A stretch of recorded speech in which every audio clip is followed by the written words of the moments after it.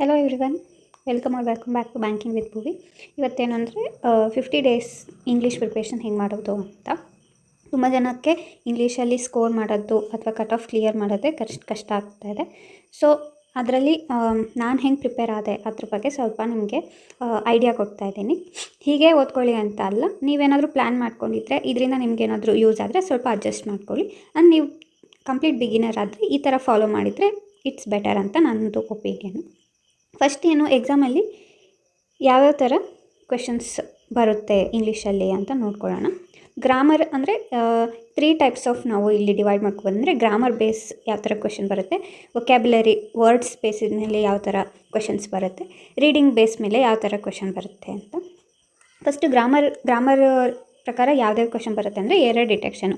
ಒಂದು ಸೆಂಟೆನ್ಸ್ ಇದೆ ಅಂದರೆ ಅದರಲ್ಲಿ ಸೆಂಟೆನ್ಸಲ್ಲಿ ಟೆನ್ಸ್ ಆಗಿರ್ಬೋದು ಅಥವಾ ಆರ್ಟಿಕಲ್ ಆಗಿರ್ಬೋದು, ಪ್ರಿಪೋಸಿಷನ್ ಆಗಿರ್ಬೋದು, ಕಂಜಕ್ಷನ್ ಬೇರೆ ಯೂಸ್ ಮಾಡಿರ್ಬೋದಾಗಿರ್ಬೋದು, ಆ ಥರ ಏನಾದರೂ ಗ್ರಾಮ್ಯಾಟಿಕಲಿ ಮಿಸ್ಟೇಕ್ ಇರೋದು ಏನಾದರೂ ಇದೆನಾ ಅನ್ನೋದನ್ನ ನಾವು ಅಲ್ಲಿ ಗುರುತಿಸ್ಬೇಕಾಗತ್ತೆ. ಅಲ್ಲಿ ಒಂದು ಸೆಂಟೆನ್ಸ್ ಕೊಟ್ಬಿಟ್ಟು ಹೀಗೆ ಒಂದು ಸೆಂಟೆನ್ಸ್ ಕೊಟ್ಟು ಅಲ್ಲಿ ಚೇಂಜ್ ಮಾಡಿರ್ತಾರೆ ABCD ಅಂತ. ಯಾವ ಸೆಕ್ಷನಲ್ಲಿ ತಪ್ಪಿದೆ, ಯಾವ ಸೆಕ್ಷನಲ್ಲಿ ಎರರ್ ಇದೆ ಅನ್ನೋದನ್ನು ನಾವು ಅಲ್ಲಿ ಆನ್ಸರ್ ಮಾಡಬೇಕಾಗುತ್ತೆ. ಇನ್ ಕೇಸ್ B ಅಲ್ಲಿದ್ದರೆ B ಅಂತ, C ಅಲ್ಲಿದ್ದರೆ C ಅಂತ ನಾವು ಆನ್ಸರ್ ಮಾಡಬೇಕಾಗತ್ತೆ. Next fill in the blanks. ಇವಾಗ ವರ್ಬ್ ಆಗಿರ್ಬೋದು, ಆರ್ಟಿಕಲ್ ಆಗಿರ್ಬೋದು, ಪ್ರಿಪೋಸಿಷನ್ ಆಗಿರ್ಬೋದು, ಅದರದ್ದು ಬೇಸಿಕಲಿ ಇವಾಗ ಒಂದೊಂದು ವರ್ಬಿಗೆ ಕಂಪಲ್ಸರಿ ಒಂದು ಪ್ರಿಪೋಸಿಷನ್ ಅಂತ ಇರುತ್ತೆ. ಆ ಥರದ್ದು ಕ್ವೆಶನ್ಸ್ ಕೇಳ್ತಾರೆ. ನೆಕ್ಸ್ಟ್ ಫ್ರೇಸ್ ರಿಪ್ಲೇಸ್ಮೆಂಟ್ ಅಂತ. ಇವಾಗ ಒಂದು ಸೆಂಟೆನ್ಸಲ್ಲಿ ಒಂದು ಫ್ರೇಸ್ ಯೂಸ್ ಮಾಡಿರ್ತಾರೆ, ಆ ಫ್ರೇಸ್ ಆ ಸೆಂಟೆನ್ಸಿಗೆ ಮೀನಿಂಗ್ ಕೊಡ್ತಾ ಇರಲ್ಲ, ಬಟ್ ಆ ಫ್ರೇಸ್ ಬದಲು ಬೇರೆ ಏನು ಯೂಸ್ ಮಾಡ್ಬೋದು ಅನ್ನೋದ್ರ ಬಗ್ಗೆ ಕ್ವೆಶನ್ಸ್ ಇರುತ್ತೆ. ನೆಕ್ಸ್ಟ್ ಸೆಂಟೆನ್ಸ್ ಕರೆಕ್ಷನ್ ಮತ್ತು ಸೆಂಟೆನ್ಸ್ ಇಂಪ್ರೂವ್ಮೆಂಟ್, ಈ ಥರ ಕ್ವೆಶನ್ಸ್ ಇರುತ್ತೆ. ನೆಕ್ಸ್ಟ್ ಬಂದು ವೊಕ್ಯಾಬ್ಯುಲರಿ ಬೇಸ್ಡ್ ಕ್ವೆಶನ್ಸ್. ಯಾವ್ಯಾವ ಥರ ಅಂದರೆ, ನಾನು ಡೈಲಿ ಹಿಂದಿ ನ್ಯೂಸ್ ಪೇಪರಲ್ಲಿ ಒಂದಿಷ್ಟು ಪರ್ಟಿಕ್ಯುಲರ್ ವರ್ಡ್ಸ್ ಬರುತ್ತೆ, ಅದರದ್ದು ಮೀನಿಂಗ್ ಏನು ಅದನ್ನು ನಾವು ಓದ್ಕೋಬೇಕಾಗತ್ತೆ. ಅದ್ರ ಬೇಸಿಸ್ ಮೇಲೆ ಸಿನಾನಿಮ್ಸ್ ಅಂದರೆ ಸಮಾನಾರ್ಥಕ ಪದ, ಆ್ಯಂಟೋನಿಮ್ಸ್ ಅಂದರೆ ಆಪೋಸಿಟ್ ವರ್ಡ್ಸ್, ಅದನ್ನು ಕೇಳೋವಂಥ ಚಾನ್ಸಸ್ ಇರುತ್ತೆ. ಒಂದು ವರ್ಡ್ ಕೊಟ್ಬಿಟ್ಟು ಈ ವರ್ಡ್ಗೆ ಏನು ಅರ್ಥ, ಬೇರೆ ಯಾವ ಪದನ ನಾವು ಯೂಸ್ ಮಾಡ್ಬೋದು ಈ ಪದದ ಬದಲಿಗೆ, ಆ ಥರನೂ ಕೇಳ್ಬೋದು. ಆ್ಯಂಟೋನಿಮ್ಸ್ ಅಂದರೆ ಈ ಪದದ್ದು ವಿರುದ್ಧಾರ್ಥಕ ಅರ್ಥ ಏನು ಅಂತಲೂ ಕೇಳ್ಬೋದು. ಇಡಿಯಮ್ ಫ್ರೇಸಸ್ ಅಂದರೆ ಇವಾಗ ಅವು ಜೊತೆಗೆ ಯೂಸ್ ಮಾಡೋವಂಥ ಒಂದಿಷ್ಟು ವರ್ಡ್ಗಳು, ಅವು ಸಪ್ರೇಟಾಗಿ ಯೂಸ್ ಮಾಡಿದರೆ ಕೆಲವು ವರ್ಡ್ಸ್ಗಳು ಬೇರೆ ಮೀನಿಂಗ್ ಬರುತ್ತೆ, ಬಟ್ ಒಟ್ಟಿಗೆ ಯೂಸ್ ಮಾಡಿದರೆ ಅದರ ಅರ್ಥನೇ ಬೇರೆ ಬರುತ್ತೆ. ಇವಾಗ ಟು ಬ್ಯಾಕ್ ಔಟ್ ಅಂತ ಅಂದರೆ ಸಪ್ರೇಟಾಗಿ ಅಂದರೆ ಟು ಈಸ್ ಅ ಪ್ರಿಪೋಸಿಷನ್ ಆಗುತ್ತೆ, ಕಂಜಂಕ್ಷನ್ ಆಗುತ್ತೆ. ಬ್ಯಾಕ್ ಅಂದರೆ ಹಿಂದೆ ಆಗುತ್ತೆ, ಔಟ್ ಅಂದರೆ ಸೋತಿರೋದು ಅಥವಾ ಹೊರಗೆ, ಆ ಥರ ಏನೋ ಅರ್ಥ ಬರುತ್ತೆ. ಬಟ್ ಒಟ್ಟಿಗೆ ಯೂಸ್ ಮಾಡಿದಾಗ ಟು ಬ್ಯಾಕ್ ಔಟ್ ಅಂದರೆ ಹಿಂದಕ್ಕೆ, ಹಿಮ್ಮೆಟ್ಟು ಅಂತ ಅರ್ಥ ಆಗುತ್ತೆ. ಸೊ ಇದು ಕೆಲವೊಂದು ಫ್ರೇಸಸ್ಗಳು ಅಥವಾ ಇಡಿಯಮ್ ಫ್ರೇಸಸ್ಗಳು ಪರ್ಟಿಕ್ಯುಲರ್ ಮೀನಿಂಗ್ ಕೊಡುತ್ತೆ. ಆ ಥರದ್ದು ಇಡಿಯಮ್ ಫ್ರೇಸಸ್ ತುಂಬ ಇದ್ದಾವೆ. ಬಟ್ ಬ್ಯಾಂಕ್ ಎಕ್ಸಾಮಲ್ಲಿ ಒಂದು ಕಾಮನಾಗಿ ಕೇಳುವಂಥ ಕೆಲವೊಂದು ಇಡಿಯಮ್ ಫ್ರೇಸಸ್ ಇರುತ್ತೆ. ಅದು ನಿಮಗೆ ಯೂಟ್ಯೂಬಲ್ಲಿ ಆರಾಮ್ಸೆ ಸಿಗುತ್ತೆ, ನೀವು ಅದನ್ನು ಚೆಕ್ ಮಾಡ್ಕೋಬೋದು. ಇನ್ನು ಕ್ಲರ್ಕ್ ಲೆವೆಲ್ಲು ಪ್ರಿಲಿಮ್ಸಲ್ಲಿ ಸ್ಪೆಲ್ಲಿಂಗ್ ಎರರ್ ಕೂಡ ನಿಮಗೆ ಸಿಗುತ್ತೆ. ಕೆಲವೊಂದು ಈ ಟ್ರಾನ್ಸಾಕ್ಷನ್ ಆ ಥರ ಸ್ವಲ್ಪ ಉದ್ದ ಇರುತ್ತೆ, ಆಮೇಲೆ ಈ ಥರ ION ಎಲ್ಲ ಇರುತ್ತಲ್ವ, ಆ ಥರ ವರ್ಡ್ಸ್ಗಳನ್ನ ಕೊಟ್ಬಿಟ್ಟು ಸ್ಪೆಲ್ಲಿಂಗ್ ತಪ್ಪಾಗಿದೆಯಾ ಇಲ್ವಾ ಆ ಥರನೂ ಕ್ವಶನ್ಸ್ ಬರುತ್ತೆ. Next vocab based filler. ಇವಾಗ ಒಂದು ಪ್ಯಾರಾಗ್ರಾಫ್ ಕೊಟ್ಬಿಟ್ಟು ಅಲ್ಲಿ ಯಾವ ಥರ ವರ್ಡ್ ಬರ್ಬೋದು, ಈ ಬ್ಲ್ಯಾಂಕಲ್ಲಿ ಯಾವ ವರ್ಡ್ನ ನಾವಲ್ಲಿ ಸೂಟಬಲ್ ಆಗುತ್ತೆ ಅಂತಲೂ ಕ್ವಶನ್ಸ್ನ ಕೇಳ್ತಾರೆ. ಇನ್ನೊಂದು ಯಾವ ಥರ ರೀಡಿಂಗ್ ಬೇಸ್ಡ್ ಕ್ವಶನ್ಸ್ ಅಂದರೆ ಎಡಿಟೋರಿಯಲ್. ಎಲ್ಲರೂ ಎಡಿಟೋರಿಯಲ್ ಅಂತಾರಲ್ಲ, ಇದಕ್ಕೋಸ್ಕರನೇ ಓದೋದು. ಏನಂದರೆ ಒಂದು ದೊಡ್ಡ ಪ್ಯಾರಾಗ್ರಾಫ್ ಕೊಟ್ಟಿರ್ತಾರೆ, ಯಾವುದ್ರ ಬಗ್ಗೆ ಏನಾದರೂ ಕೊಡ್ಬೋದು, ಅದಕ್ಕೆ ನಾವು ಗೆಸ್ ಕೂಡ ಮಾಡೋಕ್ಕಾಗಲ್ಲ. ಆ ಥರ ಕ್ವಶನ್ಸ್ನ ಒಂದಿಷ್ಟು ದೊಡ್ಡ ಒಂದು ಪ್ಯಾರಾಗ್ರಾಫ್ ಕೊಡ್ತಾರೆ, ಅಲ್ಲಿ ಬ್ಲ್ಯಾಂಕ್ಸ್ ಆಗಿರ್ಬೋದು, ಕೆಲವು ವರ್ಡ್ಸ್ಗಳನ್ನ ನಿಮಗೆ ಫಾಂಟ್ನ ದೊಡ್ಡದು ಮಾಡಿ ಕೊಟ್ಟಿರ್ತಾರೆ ಅಥವಾ ಬೋಲ್ಡ್ ಮಾಡಿ ಕೊಟ್ಟಿರ್ತಾರೆ. ನೆಕ್ಸ್ಟು ಕ್ವಶನ್ಸ್ ಆಗಿತ್ತು, ಬ್ಲ್ಯಾಂಕ್ಸ್ ಆಯಿತು, ಆಮೇಲೆ ಮೀನಿಂಗ್ಗಳನ್ನ ಕೇಳ್ತಾರೆ. ಆಮೇಲೆ ಆ ಒಂದು ಪ್ಯಾರಾಗ್ರಾಫಲ್ಲಿ ಏನೇನು ಕಥೆ ಇರುತ್ತಲ್ವ ಅದ್ರ ಬೇಸ್ಡ್ ಕೂಡ ಕ್ವಶನ್ಸ್ ಕೇಳ್ತಾರೆ. ಇದಕ್ಕೆ ರೀಡಿಂಗ್ ಕಾಂಪ್ರಹೆನ್ಷನ್ ಅಂತ ಕರೀತಾರೆ. ನೆಕ್ಸ್ಟ್ ಪ್ಯಾರಾಜಂಬಲ್ ಅಂದರೆ, ಪ್ಯಾರಾಜಂಬಲ್ಲು ಒಂದು ಸೆಂಟೆನ್ಸಲ್ಲೂ ಕೊಡ್ಬೋದು ಅಥವಾ ಪ್ಯಾರಾಗ್ರಾಫಲ್ಲೂ ಕೊಡ್ಬೋದು. ಪ್ಯಾರಾಗ್ರಾಫ್ನ ನಾವು ರೀಅರೇಂಜ್ ಮಾಡಬೇಕಾಗುತ್ತೆ. ಅದ್ರ ಫಸ್ಟ್ ಸೆಂಟೆನ್ಸ್ ಏನು, ಸೆಕೆಂಡ್ ಸೆಂಟೆನ್ಸ್ ಏನು, ಕೊನೆ ಸೆಂಟೆನ್ಸ್ ಏನು. ಯೂಶ್ವಲಿ ಒಂದು 6 ಸೆಂಟೆನ್ಸ್ನ ಕೊಡ್ತಾರೆ. ಪ್ರಿಲಿಮ್ಸ್ ಲೆವೆಲಲ್ಲಿ 5 ಇರುತ್ತೆ, ಸಿಂಪಲ್ ಆಗಿರುತ್ತೆ. ಮೇನ್ಸಲ್ಲಿ ಸ್ವಲ್ಪ ಟಫ್ ಆಗಿರುತ್ತೆ, ಆ್ಯಕ್ಚುಲಿ ತುಂಬಾ ಟಫ್ ಆಗಿರುತ್ತೆ. Next sentence connectors. ಇವಾಗ ನೀವು ನ್ಯೂಸ್ ಪೇಪರ್ ಓದ್ತಾ ಹೋದರೆ ಗೊತ್ತಾಗುತ್ತೆ, 2 ಸೆಂಟೆನ್ಸ್ ಕೊಟ್ಟಿರ್ತಾರೆ. 2 ಸೆಂಟೆನ್ಸು ಇವಾಗ ಇದು ಪಾಸಿಟಿವ್ ಆಗಿದೆ, ಇದು ನೆಗೆಟಿವ್ ಆಗಿದ್ದರೆ ಇಲ್ಲಿ ಬರೋವಂಥ ಕನೆಕ್ಟರು ಬೇರೆ ಆಗಿರುತ್ತೆ. ಹಾಗೆ 2 ಪಾಸಿಟಿವ್ ಆಗಿದ್ದರೆ ಬರೋ ಕನೆಕ್ಟರೇ ಬೇರೆ ಆಗುತ್ತೆ, 2 ನೆಗೆಟಿವ್ ಆಗಿದ್ದರೆ ಬರೋ ಕನೆಕ್ಟರ್ಸೇ ಬೇರೆ ಆಗಿರುತ್ತೆ. ಸೊ ಈ ಥರ ತುಂಬ ಕನೆಕ್ಟರ್ಸ್ ಇದೆ, ಸೆಂಟೆನ್ಸ್ ಕನೆಕ್ಟರ್ಸ್ ಅಂತ. ಅದು ಕೂಡ ನಿಮಗೆ ಯೂಟ್ಯೂಬಲ್ಲಿ ಸಿಗುತ್ತೆ. You can watch. ಈ ಥರ ಏನು ಯೂಶ್ವಲಿ ಕೊಡ್ತಾರೆ ಇಂಗ್ಲೀಷ್ ಸೆಕ್ಷನಲ್ಲಿ. ಈ ಥರ ಒಂದು ಏನು grammar base, vocab base, reading based questions ಬರುತ್ತೆ. ಆದರೆ ಏನು ಅಂದರೆ ಎಷ್ಟೆಷ್ಟು ಏನು ಒಂದೊಂದು ಇವಾಗ ರೀಡಿಂಗ್ ಕಾಂಪ್ರಿಹೆನ್ಷನ್ ಎಷ್ಟು ಮಾರ್ಕ್ಸಿಗೆ ಬರುತ್ತೆ, ಕ್ಲೋಸ್ ಟೆಸ್ಟ್ ಎಷ್ಟು ಮಾರ್ಕ್ಸಿಗೆ ಬರುತ್ತೆ, ಎರರ್ ಡಿಟೆಕ್ಷನ್ ಎಷ್ಟು ಹಾಗೆ ಒಂದೊಂದು ಇದರಲ್ಲೂ ಚೇಂಜ್ ಆಗ್ತಾ ಹೋಗುತ್ತೆ. ಇವಾಗ ಫಸ್ಟು ಇದ್ದವರಿಗೆ ಇವತ್ತು ಅಂದರೆ 3-4 ದಿನ ಇರುತ್ತಲ್ವ, ಫಸ್ಟ್ ಇರೋರಿಗೆ ಬೇರೆ ಥರ ಇರುತ್ತೆ, ಸೆಕೆಂಡ್ ಇರೋರಿಗೆ ಬೇರೆ ಥರ ಇರುತ್ತೆ, ಫೋರ್ತ್ ಸೆಕ್ಷನಿಗೆ ಹೋಗಿರೋರಿಗೆ ಬೇರೆ ಥರ ಇರುತ್ತೆ. ಹಾಗೆ ಒಂದು ಜನರಲ್ ಆಗಿ ನೋಡಿದಾಗ ಎಷ್ಟೆಷ್ಟು ಮಾರ್ಕ್ಸಿಗೆ ನಿಮಗೆ ಕೇಳ್ಬೋದು. ಯೂಶ್ವಲಿ ರೀಡಿಂಗ್ ಕಾಂಪ್ರಿಹೆನ್ಷನ್ ಮಿನಿಮಮ್ 2 ಇದ್ದೇ ಇರುತ್ತೆ. 8 to 10 ಏನು ಮಾರ್ಕ್ಸ್ ಬರುತ್ತೆ ಇದರಿಂದ. ನೆಕ್ಸ್ಟ್ ಕ್ಲಾಸ್ ಟೆಸ್ಟಲ್ಲಿ ಏನಾಗುತ್ತೆ ಅಂದರೆ 5 to 7. ಇದು ಕೂಡ ಒಂದು ಪ್ಯಾರಾಗ್ರಾಫ್ ಬೇಸ್ಡೆ. ಇಲ್ಲಿ ಬರೀ ಬ್ಲ್ಯಾಂಕ್ಸೇ ಇರುತ್ತೆ, ABCD ಅಂತ ಬ್ಲ್ಯಾಂಕ್ಸ್ ಇರುತ್ತೆ. ನೀವು ಅವಾಗ ಎ ಅಲ್ಲಿ ಏನು ವರ್ಡ್ ಸೂಟೇಬಲ್ ಅದನ್ನು ಆಪ್ಷನ್ ಕೊಟ್ಟಿರ್ತಾರೆ ABCD, ನೀವು ಅಲ್ಲಿ ಚೂಸ್ ಮಾಡಬೇಕಾಗುತ್ತೆ. ಇದು ಕೂಡ easy. Next error detection minimum 4 to 6 ಇದು ಕಂಪಲ್ಸರಿ. ಯಾವಾಗಲೂ ಎಲ್ಲ ಇದರಲ್ಲೂ ಬಂದೇ ಬರುತ್ತೆ. ಇದೊಂದು 4 to 6 ಮಿನಿಮಮ್ ಕೊಡ್ತಾರೆ. ಪ್ಯಾರಾಜಂಬಲ್ ಕೂಡ ಇದ್ದೇ ಇರುತ್ತೆ. ಪ್ಯಾರಾಜಂಬಲ್ ಇದು ಸೆಂಟೆನ್ಸಲ್ಲೂ ಇರ್ಬೋದು ಅಥವಾ ಒಂದು ಪ್ಯಾರಾಗ್ರಾಫಲ್ಲೂ ಇರ್ಬೋದು, ಇದು ಕಂಪಲ್ಸರಿ ಬಂದೇ ಬರುತ್ತೆ. ನೆಕ್ಸ್ಟ್ ಫ್ರೇಸ್ ರಿಪ್ಲೇಸ್ಮೆಂಟ್ ಒಂದೊಂದು ಸೆಕ್ಷನಲ್ಲಿ ಬರುತ್ತೆ, ಒಂದರಲ್ಲಿ ಬರಲ್ಲ. ಸೊ ಇದನ್ನು ನೀವು ಸ್ಕಿಪ್ ಮಾಡಿದರೂ ಮಾಡ್ಬೋದು ಅಥವಾ ಈಸಿ ಸ್ಕೋರಿಂಗು, ಬಟ್ ಕಂಪಲ್ಸರಿ ಬರುತ್ತೆ ಬರಲ್ಲ ಅಂತ ಹೇಳೋಕ್ಕಾಗಲ್ಲ. ಸೊ ಹಾಗೆ ನೋಡ್ಕೊಳ್ಳಿ.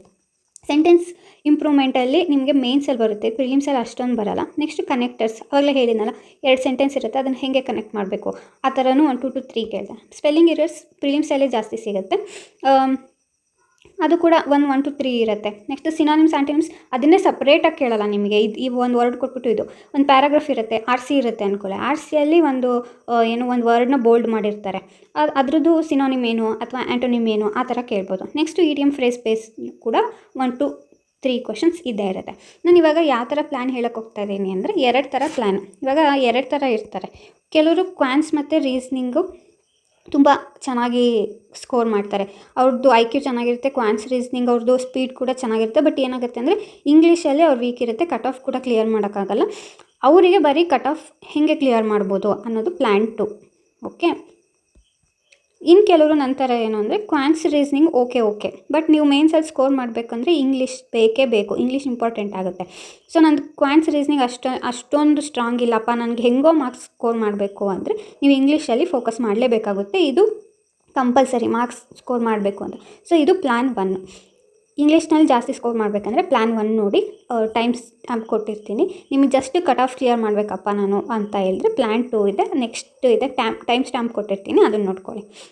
ಏನಂದರೆ ಫಸ್ಟ್ ವೀಕಲ್ಲಿ ಏನು ಮಾಡಿ ಅಂದರೆ ರೀಡಿಂಗ್ ಕಾಂಪ್ರಿಹೆನ್ಷನ್ ಫಸ್ಟು ಎಲ್ರಿಗೂ ಪ್ರಾಬ್ಲಮ್ ಆಗೋದು ಅಂದರೆ ಸ್ಪೀಡಾಗಿ ನಮಗೆ ಓದೋಕ್ಕಾಗಲ್ಲ.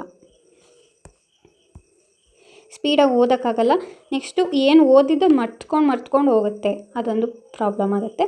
ನೆಕ್ಸ್ಟು ಇನ್ನೊಂದು ಏನಂದರೆ ಅರ್ಥ ಆಗಲ್ಲ. ಸ್ಟಾರ್ಟಿಂಗಲ್ಲೇ ಎಡಿಟೋರಿಯಲ್ಸ್ ಓದಿದರೆ ತುಂಬ ತಲೆನೋವಾದಂಗೆ ಆಗುತ್ತೆ, ಏನು ನಡೀತಾ ಇದೆ ಅಂತಲೇ ಗೊತ್ತಾಗಲ್ಲ. ಸೊ ಏನು ಮಾಡಿ ಅಂದರೆ ನಿಮ್ಮ ಮನೆ ಹತ್ರ ಯಾರಾದ್ರು ಚಿಕ್ಕ ಮಕ್ಕಳಿದ್ರೆ, ಒಂದು 7th 8 ಅಥವಾ 6th ಆ ಥರ ಸ್ಕೂಲ್ಗೆ ಹೋಗೋ ಮಕ್ಕಳಿದ್ರೆ ಅವ್ರದ್ದು ಇಂಗ್ಲೀಷ್ ಬುಕ್ ಇಸ್ಕೊಳ್ಳಿ, ಒಂದು ವಾರ ಕೊಡಿ ಅಂತ. ಆ ಸ್ಟೋರಿಗಳನ್ನ ಓದಿ.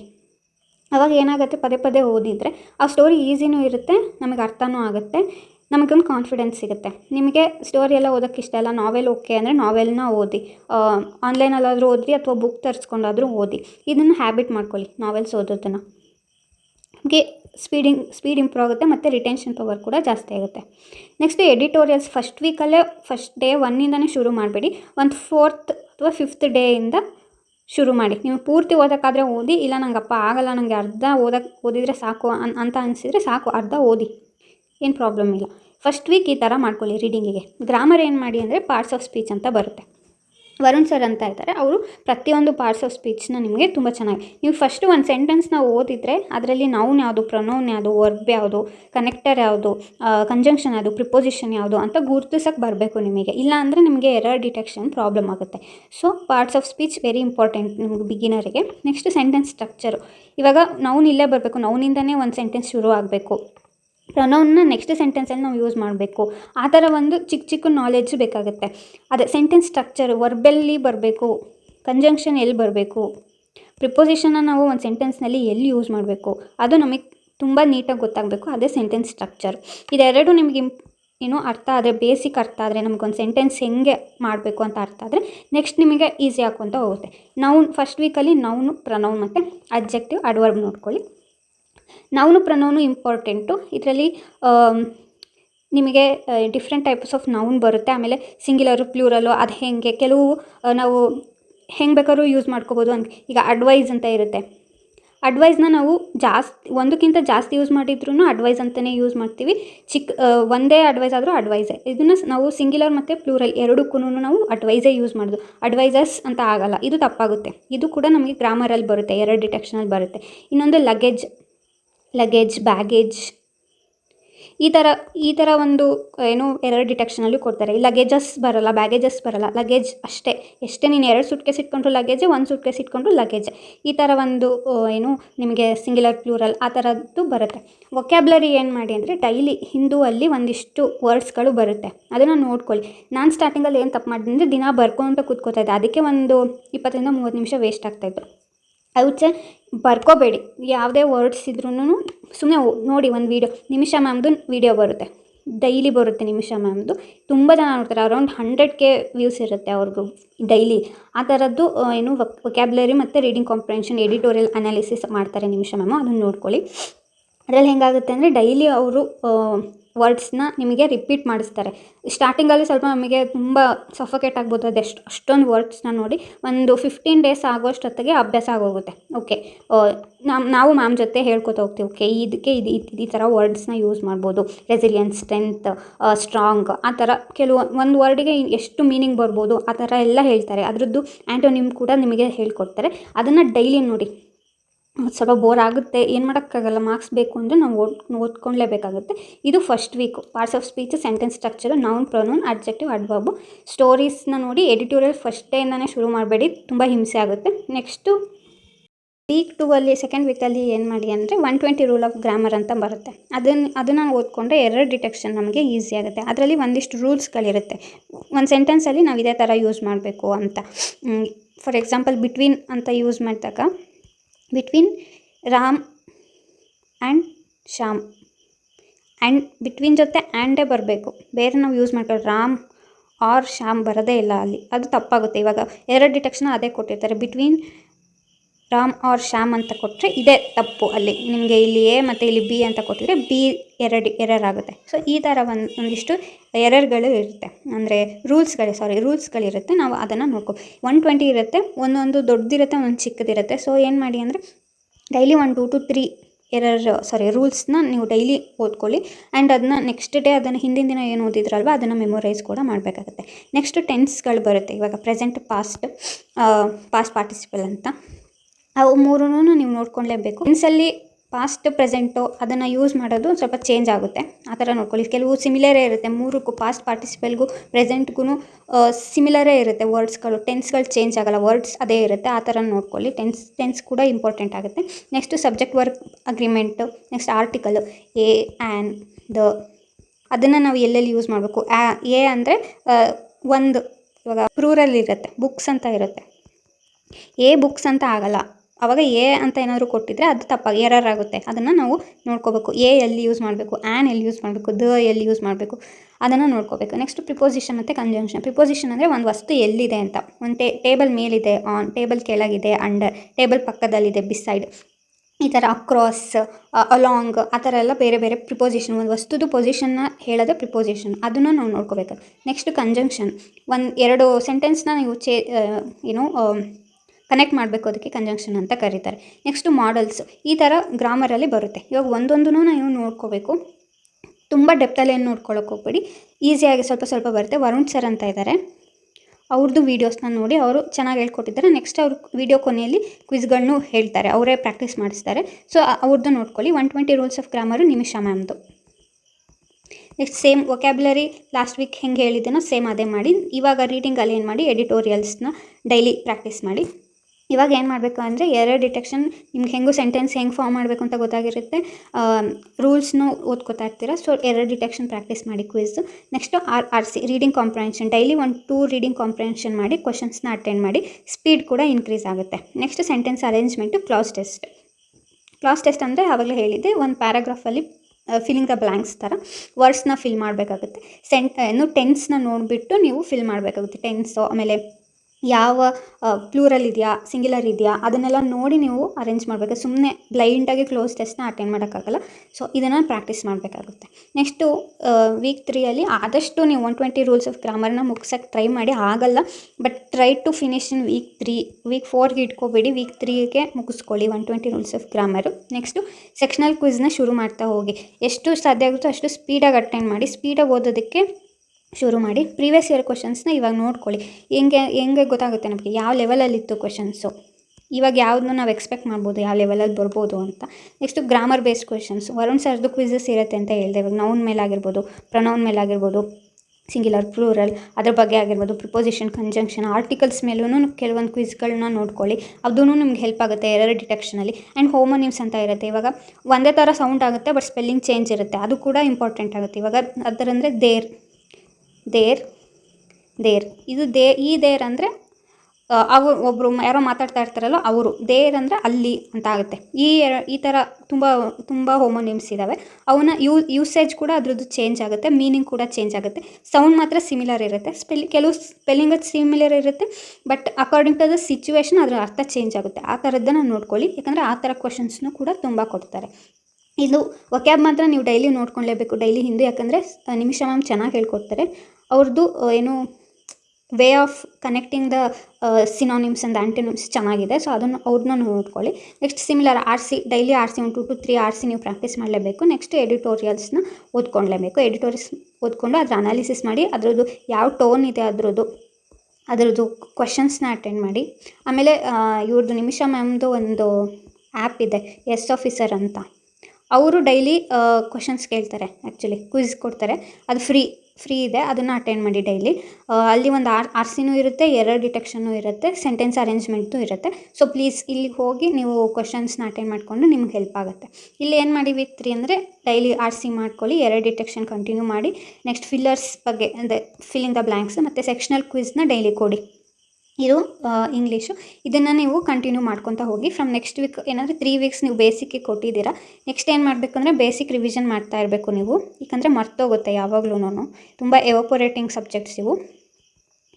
ಏನು ಮಾಡಬೇಕಂದ್ರೆ ಸೆಕ್ಷನಲ್ ಕ್ವಿಝ್ ಕೊಡಿ. ಯಾವ್ದು ನಿಮಗೆ ಇವಾಗ ಒಂದು ಎರರ್ ಡಿಟೆಕ್ಷನ್ ಮಾಡಿದ್ರಿ ಅಂದ್ಕೊಳ್ಳಿ, ಅದರಲ್ಲಿ ಯಾವುದೋ ಒಂದು ನಿಮಗೆ ಮರ್ತೋಗಿತ್ತು, ತಪ್ಪು ಮಾಡಿದ್ದೀರಾ, ಅದ್ರದ್ದು ಬೇಸಿಕ್ಕಿಗೆ ಹೋಗಿ. ಯಾವ್ದು ತಪ್ಪು ಮಾಡಿದೆ ಅದನ್ನ ಓದ್ಕೊಳ್ಳಿ, ಅದ್ರಿಗೆ ರಿಲೇಟೆಡ್ ಎಲ್ಲ ಸಬ್ಜೆಕ್ಟ್ ಏನೇನಿದೆ ಕಾನ್ಸೆಪ್ಟನ್ನ ನೋಡ್ಕೊಳ್ಳಿ. ಇವಾಗ ನನಗೇನೋ ವೊಕ್ಯಾಬ್ಲರಿ ನಂಗೆ ಮರ್ತೋಯ್ತು, ಒಂದು ವರ್ಡ್ ಏನೋ ಮರ್ತೋಯ್ತು, ರೆಸಿಲಿಯೆಂಟ್ ಅಂದರೆ ಏನು ಅಂತಲೇ ಮರ್ತೋಯ್ತು ನನಗೆ, ಅದ್ರ ಸ್ಪೆಲ್ಲಿಂಗು ತಪ್ಪಾಯಿತು. ಹೋಗಿ ಅದ್ರದ್ದು ಗೂಗಲಲ್ಲಾದರೂ ಸರ್ಚ್ ಮಾಡಿ, ಅಥವಾ ವೊಕ್ಯಾಬ್ ಅಂತ ಒಂದು ಆ್ಯಪ್ ಇದೆ, ಅಲ್ಲಾದರೂ ಸರ್ಚ್ ಮಾಡಿ, ಅಲ್ಲಿಂದ ನೋಡ್ಕೊಳ್ಳಿ. ಈ ಥರ ನೆಕ್ಸ್ಟ್ 120 ರೂಲ್ಸ್ ಆಫ್ ಗ್ರಾಮರ್ ನೀವು ಡೈಲಿ ರಿವಿಷನ್ ಮಾಡಿಕೊಂಡ್ರೆ ಬೆಟರು. ಮ್ಯಾಮ್ ಆ್ಯಕ್ಚುಲಿ ಅವ್ರದ್ದು ಯೂಟ್ಯೂಬ್ ಚಾನಲಲ್ಲಿ ಶಾರ್ಟ್ಸ್ ಮಾಡಿದ್ದಾರೆ. ನೀವು ಮತ್ತೆ ಹೋಗಿ ಅಷ್ಟೊಂದು ನೋಡೋಕ್ಕಾಗಲ್ಲ ಅಂದರೆ ಶಾರ್ಟ್ಸ್ ಇದೆ. 1 to 120 ಡೈಲಿದು ಒಂದೊಂದು ಶಾರ್ಟ್ಸ್ ಮಾಡಿದ್ದಾರೆ. 1 ಮಿನಿಟ್ ಇರ್ಬೋದು, ಒಂದು ರೂಲ್ನ 1 ಮಿನಿಟಲ್ಲಿ ಹೇಳಿದ್ದಾರೆ. ಫಸ್ಟೇ ಶಾರ್ಟ್ಸ್ ನೋಡಬೇಡಿ, ಫಸ್ಟು ಡೀಟೇಲಾಗಿ ನೋಡಿ. ನೀವು ರಿವಿಷನ್ ಬೇಕು ಅಂದಾಗ ಆ ಶಾರ್ಟ್ಸ್ನ ನೋಡಿ, ಓಕೆ, ಅದು ಹೆಲ್ಪ್ ಆಗುತ್ತೆ. ಇದನ್ನು ನೆಕ್ಸ್ಟ್ ನೀವು ಡೈಲಿ ಕಂಟಿನ್ಯೂ ಮಾಡಲೇಬೇಕಾಗುತ್ತೆ. ಇದು ಪ್ಲ್ಯಾನ್ 1. ನೆಕ್ಸ್ಟ್ ಪ್ಲ್ಯಾನ್ 2 ಏನಂದರೆ, ಇದು ಜಸ್ಟ್ ನಂದು ಕ್ವಾನ್ಸ್ ಮತ್ತು ರೀಸ್ನಿಂಗು ಚೆನ್ನಾಗಿದೆ, ಮಾರ್ಕ್ಸ್ ಕೂಡ ಚೆನ್ನಾಗಿ ಬರುತ್ತೆ. ಜಸ್ಟ್ ನಂದು ಇಂಗ್ಲೀಷಲ್ಲಿ ಕಟ್ ಆಫ್ ಕ್ಲಿಯರ್ ಆದರೆ ಸಾಕು ಅನ್ನೋರಿಗೆ ಇದು. ಏನು ಮಾಡಿ ಅಂದರೆ ಸ್ಪೀಡ್ ರೀಡಿಂಗ್ ಬೇಕು, ಯಾಕಂದರೆ ಮಿನಿಮಮ್ 2 RC ಇದ್ದೇ ಇರುತ್ತೆ, ಒಂದು ಕ್ಲಾಸ್ ಟೆಸ್ಟ್ ಇದ್ದೇ ಇರುತ್ತೆ. ಸೊ ನಿಮಗೆ ಇಲ್ಲೇ ಒಂದು 15 to 18 ಮಾರ್ಕ್ಸ್ ಇಲ್ಲೇ ಬರುತ್ತೆ ನಿಮಗೆ, ನೀವು ಚೆನ್ನಾಗಿ ಓದ್ಕೊಂಡ್ರೆ. ನೆಕ್ಸ್ಟ್ ಇದಕ್ಕೆ ಏನು ಮಾಡಿ ಅಂದರೆ ಸ್ಪೀಡ್ ರೀಡಿಂಗ್. ನಾವೆಲ್ನ ಓದಿ, ನಿಮಗೆ ನಾವೆಲ್ ಓದಿ ಅಥವಾ ಸ್ಟೋರಿಗಳನ್ನ ಓದಿ. ನೆಕ್ಸ್ಟು ಡೈಲಿ ಎಡಿಟೋರಿಯಲ್ಸ್ ನೀವು ಓದಲೇಬೇಕು. ಟಫ್ ಆಗಿರೋದನ್ನ ಓದಬೇಕು. ನಿಮಗೆ ಜಸ್ಟ್ ಕಟ್ ಆಫ್ ಕ್ಲಿಯರ್ ಮಾಡಬೇಕಂದ್ರೆ ಟಫ್ ಆಗಿರೋ ಎಡಿಟೋರಿಯಲ್ಸ್ನ ಓದ್ಕೊಳ್ಳಿ. ಅವಾಗ ಏನಾಗುತ್ತೆ, ವೊಕ್ಯಾಬ್ ಕೂಡ ಇಂಪ್ರೂವ್ ಆಗುತ್ತೆ. ನಿಮಗೆ ಯಾವ್ಯಾವ ಥರ ಸೆಂಟೆನ್ಸ್ ಫಾರ್ಮ್ ಆಗುತ್ತೆ, ಯಾವ ಟೆನ್ಸಲ್ಲಿದೆ, ಯಾವ ಟೋನಲ್ಲಿದೆ ಅಂತ ಗೊತ್ತಾಗುತ್ತೆ. ಸೊ RC ನಿಮ್ಮದು ಇಂಪ್ರೂವ್ ಆಗುತ್ತೆ. ರೀಡಿಂಗ್ ಸ್ಪೀಡ್ ಆದಾಗ ನಿಮಗೆ RC ಅಟೆಂಡ್ ಮಾಡೋದು ಈಸಿ ಆಗುತ್ತೆ. ಒಂದು 8 to 10 ಮಾರ್ಕ್ಸ್ ಸಿಗಿದೆ ನಿಮ್ಗೆ RC ಅಂದರೆ ಒಂದು 10 ಆದರೂ ನೀವು ಅಲ್ಲಿಂದ ಸ್ಕೋರ್ ಮಾಡ್ಬೋದು. ಮಿನಿಮಮ್ 10 ಆಗಲಿಲ್ಲಪ್ಪ ಅಂದರೆ 9 ಮಾರ್ಕ್ಸ್ RCಯಿಂದನೇ ಬಂತು ಅಂದ್ಕೊಳ್ಳಿ, ನಿಮಗೆ ಅಲ್ಲೇ ಟೈಮ್ ಸೇವ್ ಆಗುತ್ತೆ. ನೆಕ್ಸ್ಟು ಪ್ಯಾರಾಜಂಬಲ್ ನಿಮ್ಗೆ ಪ್ರಿಲಿಮ್ಸಲ್ಲಿ ಈಸಿ ಇದ್ದೇ ಇರುತ್ತೆ. ಪ್ಯಾರಾಜಂಬಲ್ ಮೇನ್ಸಲ್ಲಿ ಸ್ವಲ್ಪ ಕಷ್ಟ ಆಗ್ಬೋದು. ಪ್ಯಾರಾಜಂಬಲ್ಸ್ನ ಪ್ರಾಕ್ಟೀಸ್ ಮಾಡಿ ಜಾಸ್ತಿ, ಯಾಕಂದರೆ ನಿಮ್ಗೆ ರೀಡಿಂಗ್ ಸ್ಪೀಡ್ ಇಂಪ್ರೂವ್ ಆಗಿದೆ. ರೀಡಿಂಗ್ ಸ್ಪೀಡ್ ಇಂಪ್ರೂವ್ ಆದಾಗಲೇ ನಿಮಗೆ 3 ಆರ್ ಸಿ ಆಗಿರ್ಬೋದು, ಪ್ಯಾರಾಜಂಬಲ್ ಆಗಿರ್ಬೋದು, ಕ್ಲೋಸ್ ಟೆಸ್ಟ್ ಇವು ಮೂರೂ ಹೆಲ್ಪ್ ಆಗುತ್ತೆ. ಸೊ ಮೇನ್ಸ್ ಆಗಿರ್ಬೋದು, ಪ್ರಿಲಿಮ್ಸ್ಗಾಗಿರ್ಬೋದು ನಿಮಗೆ ಏನು ಈಸಿ ಆಗುತ್ತೆ. ಪ್ಯಾರಾಜಂಬಲ್ ಕೂಡ ನಿಮಗೆ ಇವಾಗ ನೀವು ಎಡಿಟೋರಿಯಲ್ಸ್ ಡೈಲಿ ಓದ್ತಾ ಇದ್ದೀರಾ ಅಂದರೆ ನಿಮಗೊಂದು ಗೊತ್ತು ಪ್ಯಾರಾಗ್ರಾಫ್ ಹೆಂಗೆ ಶುರು ಆಗುತ್ತೆ, ಹೆಂಗೆ ಎಂಡ್ ಆಗುತ್ತೆ. ಪ್ಯಾರಾಗ್ರಾಫ್ ಅಂದರೆ ಏನೋ ಇಂಟ್ರೊಡಕ್ಷನ್ ಕೊಟ್ಬಿಟ್ಟು ಒಂದು ಪ್ಯಾರಾಗ್ರಾಫ್ನ ಶುರು ಮಾಡ್ತಾರೆ, ಎಂಡ್ ಹೆಂಗೆ ಮಾಡ್ತಾರೆ, ಒಂದು ಕನ್ಕ್ಲೂಷನ್ ಇದ್ದೇ ಇರುತ್ತೆ. ಸೊ ನಿಮಗೆ ಪ್ಯಾರಾಜಂಬಲ್ ಅಟೆಂಡ್ ಮಾಡುವಾಗ ಅಥವಾ ಓದ್ಕೊತಾ ಹೋಗ್ತೀರಾ, ಇವಾಗ ಒಂದು ಪ್ಯಾರಾ ಇದೆ, ಇದು ಸ್ಕಿಮ್ಮಿಂಗ್ ಮಾಡ್ಕೊತಾ ಹೋಗಿ, ಓಕೆ ಇದರಲ್ಲಿ ಈ ಮೀನಿಂಗ್ ಇದೆ, ಇದರಲ್ಲಿ ಈ ಮೀನಿಂಗ್ ಇದೆ ಅಂತ ನೋಡ್ಕೊಂಡಾಗ ಓಕೆ ಕನ್ಕ್ಲೂಷನ್ ಯಾವುದು, ಇಂಟ್ರೊಡಕ್ಷನ್ ಯಾವುದು ಗೊತ್ತಾಗುತ್ತೆ. ಸೊ ನಿಮಗೆ ಅಲ್ಲೇ ಎ ಯಾವುದು, ಬಿ ಯಾವುದು ಅಂತ ಗೊತ್ತಾಗುತ್ತೆ. ಹಂಗೆ ನೋಡ್ಕೊಂಡಾಗ ಪ್ಯಾರಾಜಂಬಲ್ ನಿಮಗೆ ಅಟೆಂಡ್ ಮಾಡೋಕ್ಕೆ ಈಸಿ ಆಗುತ್ತೆ. Next fillers and cross test ಅಂದರೆ ನೀವು ಡೈಲಿ ಎಡಿಟೋರಿಯಲ್ ಓದಿದಾಗ ನಿಮಗೆ ಗೊತ್ತಾಗುತ್ತೆ, ವೊಕ್ಯಾಬ್ ನಿಮ್ಮದು ಚೆನ್ನಾಗಿರುತ್ತೆ. ನೀವು ಒಂದು ಪ್ಯಾರಾಗ್ರಾಫ್ನ ವರ್ಡ್ಸ್ ಯೂಸೇಜ್ ಹೆಂಗೆ ಮಾಡಬೇಕು ಅಂತ ಗೊತ್ತಾಗುತ್ತೆ. ಅದೇ ಇರುತ್ತೆ ಕ್ಲಾಸ್ ಟೆಸ್ಟಲ್ಲಿ. ಆರ್ ಸಿಯಲ್ಲಿ ಒಂದು ಓದೋದು ನಿಮಗೆ ಎಷ್ಟು ಹೆಲ್ಪ್ ಆಗುತ್ತೋ ಕ್ಲಾಸ್ ಟೆಸ್ಟ್ಗೂ ಕೂಡ ನಿಮಗೆ ಓದೋದ್ರಿಂದ ಅಷ್ಟು ಹೆಲ್ಪ್ ಆಗುತ್ತೆ. ಏನಂದರೆ ಡೈಲಿ ವೊಕ್ಯಾಬ್ ನೀವು ಕೂಡ ಪ್ರಾಕ್ಟೀಸ್ ಮಾಡಲೇಬೇಕಾಗುತ್ತೆ. ಕಟ್ ಆಫ್ ಕ್ಲಿಯರ್ ಮಾಡಬೇಕು ಅಂದ್ಕೊಂಡ್ರೆ ಸ್ಪೀಡ್ ಜಾಸ್ತಿ ಆಗಬೇಕು, ವೊಕ್ಯಾಬ್ ಚೆನ್ನಾಗಿರಬೇಕು, ಅಲ್ಪ ಸ್ವಲ್ಪ ಗ್ರಾಮರ್ ಇದ್ದರೆ ಸಾಕು. ಏನು ತುಂಬ ಫುಲ್ಲು ಬೇಕು ಅಂತ ಏನಿಲ್ಲ, ಅಲ್ಪ ಸ್ವಲ್ಪ ಗ್ರಾಮರ್. ನೀವು ಜಸ್ಟ್ ಕಟ್ ಆಫ್ ಕ್ಲಿಯರ್ ಮಾಡ್ಕೋಬೇಕಪ್ಪ, ನಂದು ಕ್ವಾಂಟ್ಸ್ ರೀಸ್ನಿಂಗ್ ಚೆನ್ನಾಗಿದೆ ಅಂತ ಆದರೆ ನೀವು ಈ ಥರ ಮಾಡ್ಕೋಬೋದು. ಇದು ಒಂದು ಸಿಂಪಲ್ ಪ್ಲ್ಯಾನು. ಇಷ್ಟ ಆಗಿದ್ದರೆ ಇಲ್ಲಿ ತನಕ ನೋಡಿದ್ದೀರಾ ಅಂದರೆ thank you. And daily Telegram ಶುರುವಾಗಿದೆ, ಟೆಲಿಗ್ರಾಮಲ್ಲಿ ಕ್ವಿಝ್ ಇರುತ್ತೆ, ನೋಡ್ಕೊಳ್ಳಿ. ಬ್ಯಾಂಕಿಂಗ್ ವಿತ್ ಭುವಿ ಅಂತ ಕ್ವಿಸ್ ಕೊಡ್ತಾ ಇರ್ತೀನಿ ಡೈಲಿ, ಕರೆಂಟ್ ಅಫೇರ್ಸ್ ಮೇಲೆ ಅಟೆಂಡ್ ಮಾಡ್ಬೋದು. Thank you. ಇಲ್ಲಿ ತನಕ ನೋಡ್ತಾ ಇದ್ದೀರಾ ಅಂದರೆ. ಆ್ಯಂಡ್ ಸ್ವಲ್ಪನಾದರೂ ನಿಮ್ಗೆ ಹೆಲ್ಪ್ ಆಗಿದರೆ ಪ್ಲೀಸ್ ಸಬ್ಸ್ಕ್ರೈಬ್ ಮಾಡಿ. Happy learning. ಬಾಯ್.